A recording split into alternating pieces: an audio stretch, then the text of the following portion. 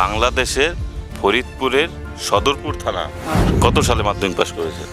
মানে আপনি একটা প্রাইভেট স্কুল খুলেছিলেন, মানে স্কুলটিকে পাশ করাতে পারেননি। আপনার তখনকার সময় কোন সাবজেক্ট সবচেয়ে প্রিয় ছিল? আর্টস নিয়ে পাস করছি।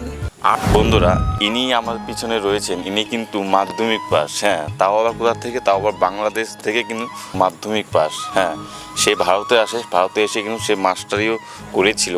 তো সমস্ত বিষয়গুলো ইনার কাছ থেকে শুনে নেব। নমস্কার দাদু। বলছিল আপনি তো পড়াশোনা করেছেন না? কোন অবধি পড়াশোনা করেছেন বলো? মাধ্যমিক। মাধ্যমিক মাধ্যমিক অবধি পড়াশোনা করেছেন। আমার বাড়ি সদরপুর থানা 33 নম্বর ডিগ্রি গ্রাম, ভাষান্তর ইউনিয়ন, সদরপুর থানা। আমি 88-তে মাধ্যমিক পাস করেছি। মানে বাংলাদেশের ফরিদপুরের সদরপুর থানা। সদরপুর থানা কোন হাই স্কুল? কোন?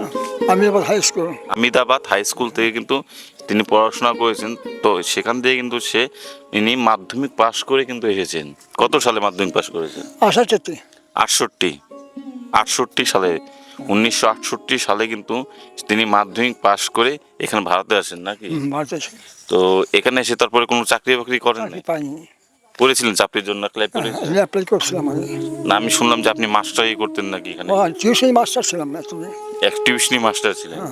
ভাবা যায় এত পড়াশোনা। 1968 সালে কিন্তু তিনি সদরপুর থানা থেকে কিন্তু মাধ্যমিক পাশ করে কিন্তু আমাদের ভারতে আসে। কিন্তু এখান থেকে কিন্তু বহুত ছেলেপেলে পড়াইছেন। কোন জায়গায় পড়াশোনা করেছেন? ওসরাগড়ে কিন্তু ইনি পড়াশোনা করিয়েছিলেন। স্কুল করেছিলাম, প্রাইভেট ক্লাবে একটা স্কুল করেছিলাম, কিন্তু স্কুল পাস করিনি। স্কুল পাস করতে পারলাম না। মানে আপনি একটা প্রাইভেট স্কুল খুলেছিলেন, মানে স্কুলটিকে পাস করাতে পারেননি। পাস করলে কি হতো? সরকারি হয়ে যেত। কিন্তু তখন পাস করতে পারেনি, সেখানে মাস্টারি করতেন আপনি না? মানে শুনতে পেলেন, মানে ইনি একটা প্রাইভেট স্কুলও খুলেছিল। কোন জায়গায় সেটা? ওসরাগড়ে কিন্তু টিউশনি পড়ানো কালীন কিন্তু সে একটা স্কুল খুলেছিল, কিন্তু স্কুলটা কিন্তু সাকসেস হয়নি। মানে তখনকার সরকারের কাছে কিন্তু ইনি পাস করাতে পারেনি। যদি সেই স্কুলটা তখন পাস করাতে পারতো, কিন্তু তখন আজ কিন্তু সেটা স্কুল হয়ে যেত গভর্নমেন্টের আন্ডারে, তাই না? আমি বহু ছেলে পড়াইছি, বহু ছেলে পড়াশোনা করেছে। এখন কি শিক্ষার দিকে আপনার কিছু মনে থাকে? এরকম কোন লোকে কি এখনো পারবেন পড়াতে? এরকম এখন পারি, কিন্তু মাথায় এখন চক্কর মার করলে। আপনার তখনকার সময় কোন সাবজেক্ট সবচেয়ে প্রিয় ছিল? আমি তো আর্টস নিয়ে পাস করছি। আর্টস নিয়ে পাস করছেন তখনকার সময়? বন্ধুরা, এখনকার সময় কিন্তু আমাদের যত ছেলেপেলেরা আছে বয়সী, আর্টস নিতে কিন্তু ভয় পায়। তারা কিন্তু আর্টস থেকে কিন্তু দূরে দূরেই থাকে। 443 পেয়ে মাধ্যমিক পাস করি। 443? হ্যাঁ, 443 নিয়ে 7 নম্বর সেকেন্ডারি পাইনি বাংলাদেশে। বাপরে, মানে অনেক। মানে আপনি যেই পড়াশোনা করেছেন, এই পড়াশোনা কিন্তু এখনকার লোকে কিন্তু এত চাপ নিতে চাইবে না। বহু ছেলে পড়াইছি, বহু ছেলেরা কইছে এই মাস্টার আমি পাইনি কোন হানার। এখনো পড়াইতে পারি, কিন্তু পড়াইতে পারিনি। মানে তখনকার ছাত্র বলেছিলেন যে আপনার মতন এত সুন্দর এত ভালো পড়ানোর মাস্টার পায় না তারা, তাই না? এরম টিচিং দিতে পারে কেউ? হ্যাঁ, এরম টিচিং কেউ দিতে পারে না কোন মাস্টারে। বুঝতে পারছেন, মানে এরকম টিচার কিন্তু কেউ পায়নি, কিন্তু উনি যত ভালো মতন পড়াইতো।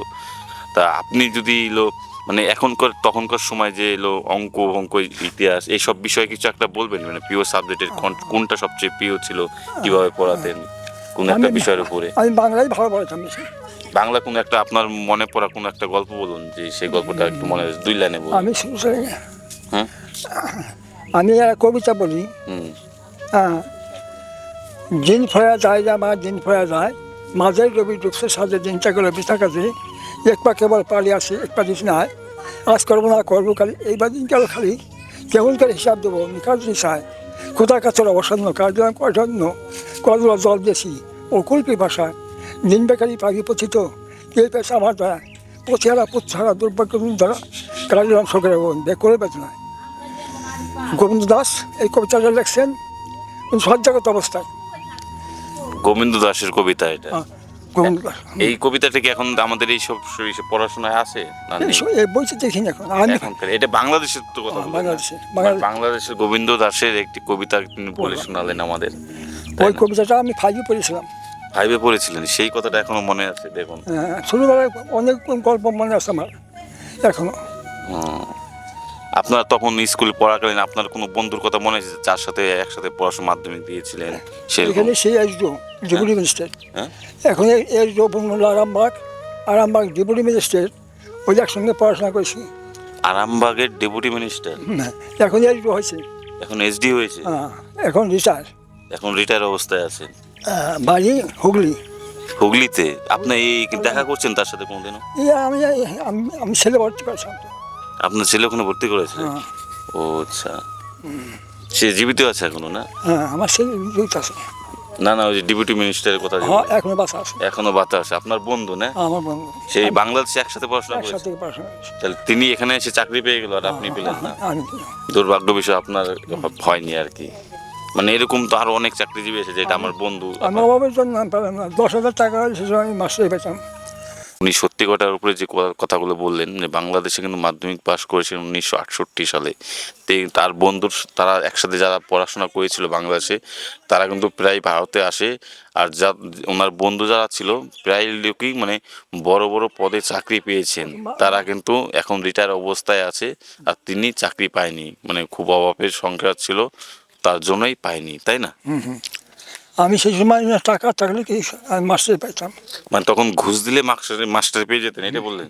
হ্যাঁ, 10,000 টাকায় আমি মাস্টারি পেয়ে যেতাম। 10,000 টাকা দিলে মাস্টার হয়ে যেত? আপনি যখন ছিলেন জ্যোতি বসুর আমলে আসছিলেন, তাই না? হ্যাঁ, হুম। আমি ধরুন গেছিলাম আগে চলে। কেউ এসে বলে যে আমাকে একটা ফর্ম ফিল আপ করে দিন বাংলায়, তা আপনি সেটা করতে পারবেন? পারি, চোখে মানে এখন দেখি গোলা গোলা দেখি। গোলা গোলা মানে এখনো বলছেন যদি কোনো সরকারি যদি কোনো ফর্ম ফিল আপ করানোর কথা হয় তাও কিন্তু উনি পারবেন, কিন্তু বলছেন যে চোখে একটু কম দেখে বলে দিলে পারবে আর কি, তাই না? আচ্ছা ঠিক আছে, আপনার ভিডিওটি সবাই দেখবে এই ভিডিওটি, ঠিক আছে? যদি আপনার যদি কেউ সাহায্যর প্রয়োজন হয়, কেউ যদি সাহায্য করতে চায় আপনাকে, আপনি নেবেন কি ওটা? নেবেন ওটা যদি কেউ সাহায্য করতে চায়? এটা সোশ্যাল মিডিয়ার জামানা তো, মনে করেন অনেক লোক খুশি হয়ে আপনাকে 10, 5 টাকা 20 টাকা এরকম আপনার ব্যাংকে ট্রান্সফার করলো, তো আপনি রাজি আছেন, নেবেন কি? তাহলে আমি দেবো স্ক্যানারটি, আপনার স্ক্যানারটি। ঠিক আছে, ইনি বলছেন যদি কেউ যদি সাহায্যর হাত বাড়াতে চান তাহলে করতে পারেন, ঠিক আছে? আমি এনার ছেলের কিংবা এনার শুনে নেব কার এই স্ক্যানার আছে, ঠিক আছে, অ্যাকাউন্ট আছে, তো তার স্ক্যানার দিয়ে দেবো, ঠিক আছে? এনার আপনার কি নাম যেন বললেন? ভুবনচন্দ্র সরকার, বাবা কুঞ্জবীর সরকার। ভুবনচন্দ্র সরকার। বাবা কুঞ্জবীর সরকার। আপনার ছেলের নাম কি? ছোট ছেলেটা, ছোট ছেলের নাম কি? আর ছোটো ছেলের নাম শ্যামল। শ্যামল সরকার। তো আমি দেখবো শ্যামল সরকার যদি স্ক্যানার দেওয়া যায় তাহলে শ্যামল সরকার স্ক্যানার দেবো, নাহলে এনার যদি স্ক্যানার থাকে এনার স্ক্যানার দেবো। তো যারা যারা সাহায্য করতে চান অবশ্যই করতে পারেন। ধন্যবাদ।